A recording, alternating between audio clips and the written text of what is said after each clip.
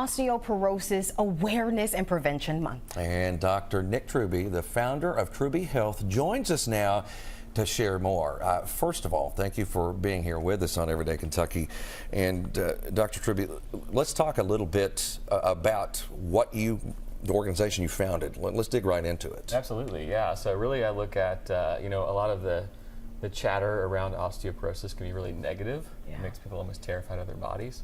So I try and almost reverse that a little bit and look at it in terms of we're in control of how we use our bodies, what we put in our bodies, those kinds of things. So I look at it as a way of, we can reverse it, we can make changes, but we're in control of that. So that's kind of how I promote the view of exercise and how we attack it. And for those who don't know what osteoporosis is, can you kind of go into a little bit of an understanding? Absolutely, yeah. It's really a silent disease in that we don't really know unless you have a screening, which might not be until you're 65 or older, or you have a fracture and now things kind of get really messy. So it's defined as just a decrease in bone mineral density. You might not have ever reached what is considered normal, or you may have had a decline based off of lifestyle choices or just things that can happen by nature. But the beauty is that we can make those changes through diet, exercise, and a host of other things too. So it's pretty cool. So there is some hope there, is what Absolutely. you're saying. Yeah, I mean, I see it every day where people put the work in, make the changes, and they can actually reverse the disease without really any medication at all. So if someone is interested in learning more, but also maybe even trying to get a screening, what should they do? Absolutely, yeah. So if you are, first chat with your primary care physician to see if you're eligible for a screening. If you're in a larger city that has some universities around, they may have some studies going on where you can get free screenings, which is really cool. So I would look at that also. But in the meantime, look at how you're exercising. Are you moving to begin with? Are you loading your body? Are you picking up heavier things relatively, right? And where's your diet? Where's your protein intake? Things like that.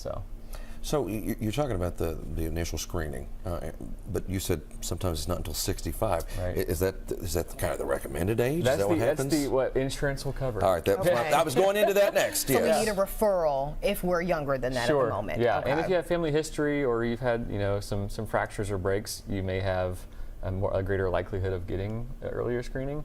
But you can always be your own advocate and reach out and ask for those things. It may be covered through your own personal monetary ways of doing so, but again, I think it's worth if you're worried about that issue. So what's that screening like? It's called a DEXA scan. It's kind of the gold standard for that.